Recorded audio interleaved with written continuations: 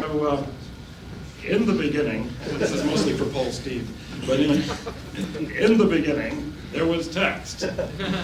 And the text was upon the face of the black screen, and the text told us the story. It told us where we were, it told us what happened, and it allowed things to come bit by bit. This is why computer gamers were known as geeky types who like to hang around libraries and such like, because almost everything you did had to do with reading. And then someone said, wouldn't it be, nice to kind of widen the marketplace and widen the circle of gamers and let people see what they're doing? So then we did line drawings plus text. For those of you who don't remember, this was a very exciting thing because, basically, you had shapes, on the screen and occasionally a stick man on the screen. But in large part, you still had line drawings on the screen with little bits of text describing what was happening underneath. You were in a room with very little furniture and very little to do and very little happening. And you certainly don't have anything powerful enough to destroy it or to affect the environment in any sense. But, that was pretty boring, and so what someone said was, if we go ahead and draw those lines just like we've been doing it, and we add in some of the great four colors that we have, we could get filled line drawings plus text, and this would be remarkable, and it would bring even more people into the marketplace. And lo and behold, it actually did. But everybody said, as long as I type verb object, like suck egg, then basically, this is the same as back when we had line drawings and I typed suck egg. And back in the days of Infocom when I typed suck egg, and even though the egg was in the description, it said, I don't know what an egg is. And then lo and behold, someone said, well, what if we took filled line drawings and we put icons in representing things, and then we added text, and then we mixed things up, and it would be wonderful because then people could click on pictures and things would happen. And lo and behold, they only sold in Europe.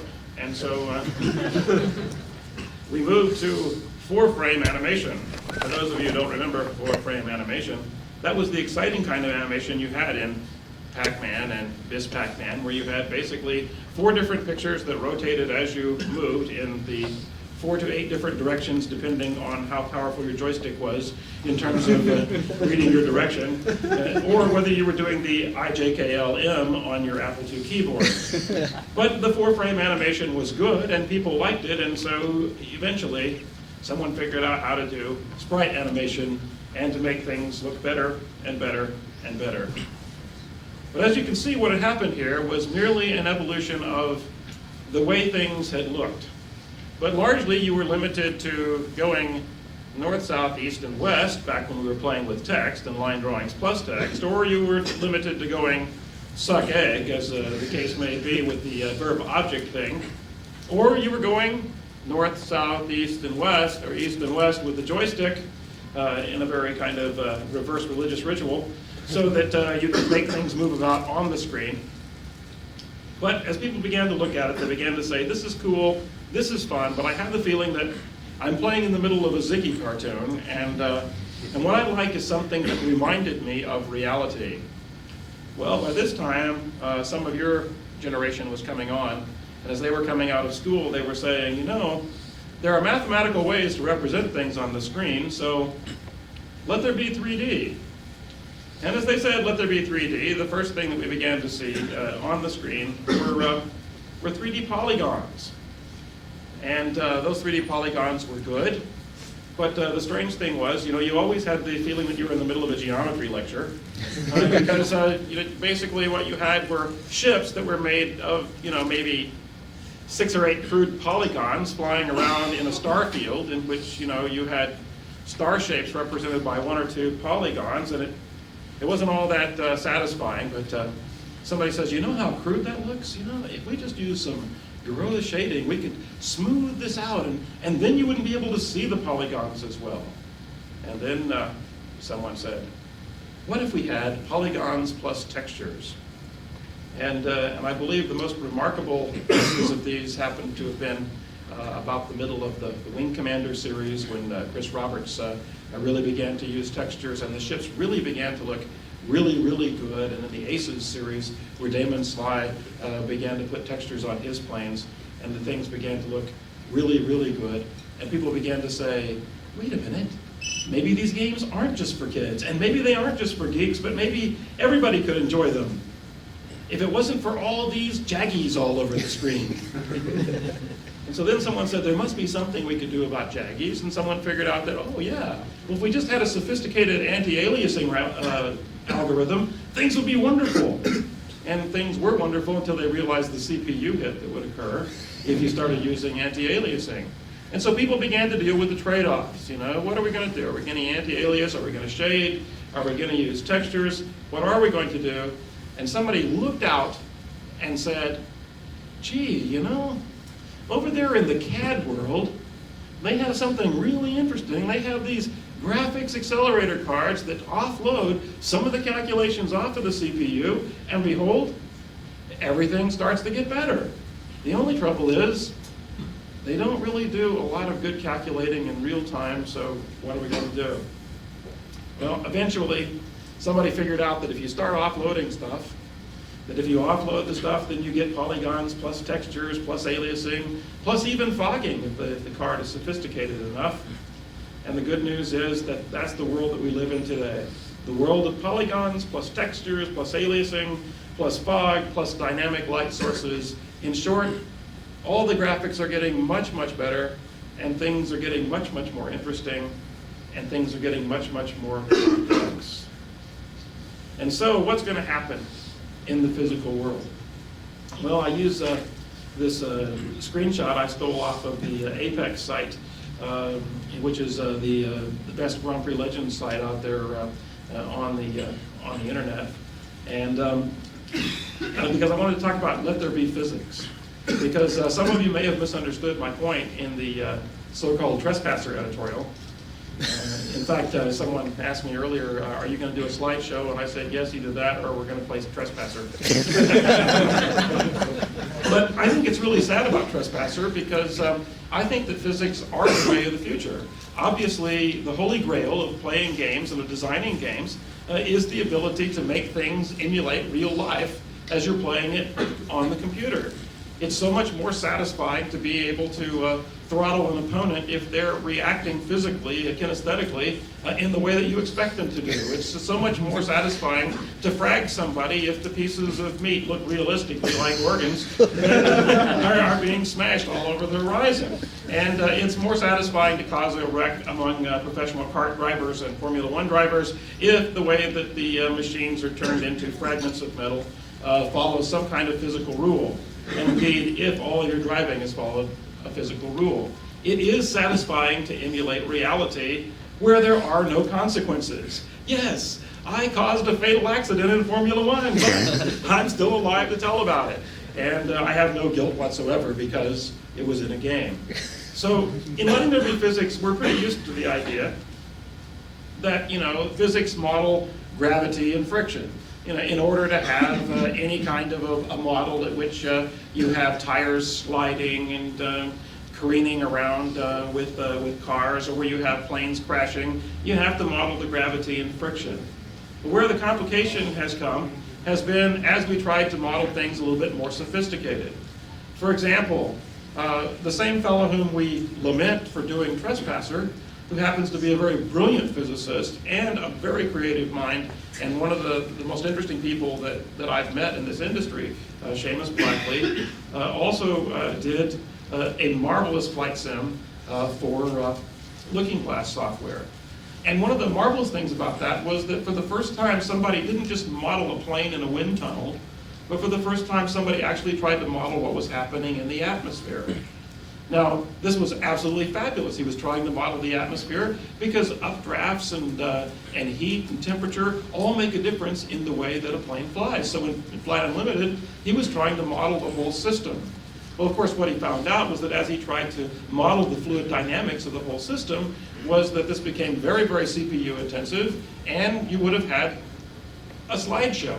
And so he couldn't do that, so what he had to do was he had to run a physical model that would figure out what would happen in these kinds of things, and he would just run model after model after model, and then he converted that model to tables, And then instead of actually running in real-time fluid dynamics, what he did was he had the table lookup happening as it was supposed to happen. And that was not near as CPU intensive. And to those people who were still using the old 386s and the early 486s at the time, Flight Unlimited was almost impossible to fly. It was still a tremendous CPU hit. But he had tried to do something that we hadn't seen before, and that was to model the whole system of the environment and to give you a more realistic feeling of flight, as opposed to just simply saying, well, here's the maximum performance envelope of this plane, so here's what's going to happen as you fly it.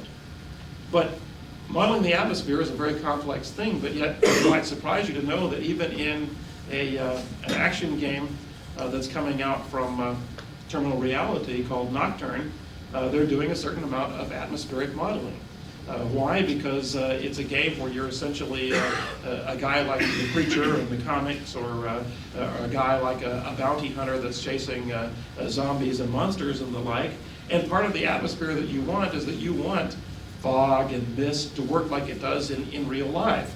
And so that if there is a certain amount of visual obscurity, you want that visual obscurity in the game.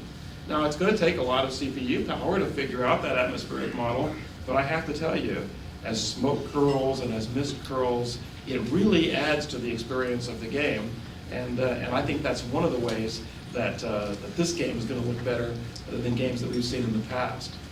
And another way that it's modeling atmosphere is that they know that the trademark of this bounty hunter, much like the Preacher in the DC Comics thing, is this long rider's coat, like Jesse James or somebody out of the West. And they notice that one of the artistic things that you see in the graphic novels are that the coat's crinkled in a certain way, or that the coat is flowing in a certain way in the wind.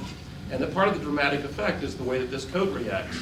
So basically they have done a complete physical model on the cloth rippling in the coat and the way that the atmosphere affects the coat. And it is an extremely cool way of looking at this guy as this all happens. Now the thing is, it's a cost. There is a cost to the CPU, and what they have to figure out is what parts of the atmosphere they want to model and what parts they don't, and it's a constant trade-off. But the thing is, it's going to look more realistic than any third-person game that you've played in your life, because they've gone to such detail and that they're really focusing in. Now, the key to the game is still going to be gameplay, and that was the point of the editorial. But the fact is, what they're modeling is very interesting. Furthermore, we're used to physics in which the damage is system deterioration and performance degradation. Now, in the early days when people first started modeling damage and first started letting you play with the buildings and the structures and such like, you can remember how exciting it was when we could finally blow away, the structural support of a bridge. But there was one problem that they first ran into, and that was, since they hadn't modeled the rest of the reaction of the bridge, a lot of times you could blow whole supports out of the bridge and the bridge didn't fall because the model wasn't realistic enough. And that was because they didn't figure out the whole system deterioration and performance degradation model of what was happening there. The truth is, it's a lot of fun to deform the territory, the environment, the buildings and the vehicles that you're playing with, but it's really not going to make a whole lot of difference if it doesn't affect gameplay. If you are playing full auto over in the preview room, and if you were able to blow off somebody's wheel with your weapon, and they still kept coming at you just as fast and just as straight as they were coming before, you would be just a little bit ticked off that they had modeled the physics of a wheel coming off, but they hadn't modeled the performance degradation. So it's a hit, but the physics are important.